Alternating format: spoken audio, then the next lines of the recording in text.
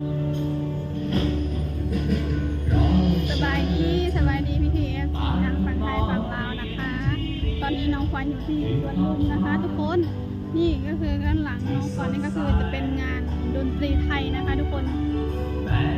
วันนี้รู้สึกว่านักท่องเที่ยวหรือชาวต่างชาติเขาจะมาเยอะมากมาหลายแห่งทุกคนถ่ายคลิปอยู่แล้วก็มากับน้องมิมี่จ้าสบายดีน้องมิมี่สบายดีที่สวัสดิ์จ้าวันนี้ทำมางานดนตรีไทยเนาะอยู่สวนลุมพินีคนหลายเนาะน้องมีเนาะคนหลายพอมันเป็นวันหยุดเนาะแม่เป็นวันหยุดแล้วก็อีกอย่างหนึ่งคนแม่ให้เขาที่พอเสียเงินต่างชาติก็หลายเด้ส่วนมากจะเห็นแต่ต่างชาติหลายกว่าโอเคทุกคนเดี๋ยวน้องควันสิพาเขาไปชมบรรยากาศอยู่ด้านในเนาะเป็นจังไหนงามบ่เดี๋ยวไปเบิ่งไปชมกันเลยจ้า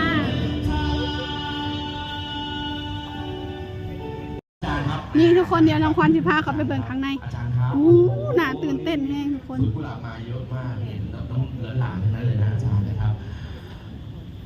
เราอาจจะโชคดีได้ยินเสียงของเฟนหรือพอสในเพลงภาวนาอย่างนั้นใช่ไหมใช่ครับเอาไหมเอาไหมยินดีมากครับพี่โอเคคนหลายพี่สอครับพี่สอเป็นคอนดักเตอร์นี่เดี๋ยวผมขอเช็คเสียงแซกโซโฟนนิดเดียวหนึ่งจะบอกว่า1 วินะฮะแบบคนหลายนะพี่เตรียมวางเสียงนะครับดีเลยทุกคน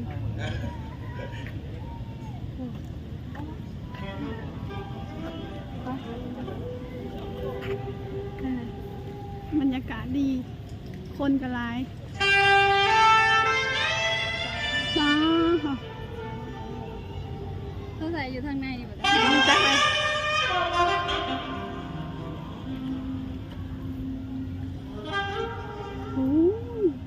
มีพระเจ้าหนังเป็นระเบียบเนาะคนหลายเลยคนกับหลายเป็นดนตรีมีถูกอาทิตย์เนาะแต่โบหัวแบบนี้จะมีถูกอาทิตย์เลยหนาจะโบมีไหมย่างไปเธอเป็นย่างค้าในทางไปได้หรอเธอเป็นย่างไปไหนหรอไปเสียงมันดังทุกคนเสียงดังเสียงดังเช็คก็เฟ้นมือตะกู้ไปแอบมีข้าเจ้ายืนกับมีร้ายเนาะเต็มเลยนั่งนี่เต็มเลยทางในเนี่ยแม่นั่งก็เต็มยืนก็เต็มว่าอาทิตย์หนึ่งมีเธอหนึ่งเนาะแม่เพิ่นก็มาออกกำลังกายแม่มาเบิ่งดนตรีมาพังดนตรีผ่อนคลายเนาะแม่ผมก็นึกว่าเป็นคนหลายชาวอินเดียอีกทีหันไปเบิ่งนี้คนหลายขนาดนี้ขยะก็ยังบ่มีเจ้าเบิ่งประเทศไทยขยะก็บ่มีความสะอาดเพิ่นน้องมิเจ้ายังสิตะลึงอีกกว่านี้เพราะว่าอยู่ในนี่คนเป็นหมื่นเป็นล้านนี่พอเลิกงานแล้วขยะบ่ได้มีทั้งสิ้นเลยเด้ข้างในนะเมนอยู่ข้างในนี่ที่คนหลายๆนี่บ่ได้มีอะไรบ่ได้มีขยะเลยก็ถึงไปเช็คค่ะนี่ก็สิมีอันนี่จะเบิ่งเขาไปอันยังก็อยู่ฝั่งนี้ก็สิเป็นอันพระเจ้ามายืนรอถ่ายคู่วันคิดดีมากถ้าเราจะได้วันน้องเฟรนในเพลงภาวนาและแน่นอนที่สุดเขาไปได้พระเจ้าไปถ่ายด้วยความคิดจริงนะครับขอเชิญถ่ายรูปน้องอะไรนะนี่ทุกคนยืนเรียนแถวกันหนึ่งแต่หัวค่ำยังไม่ทันได้เมิดเลยปัน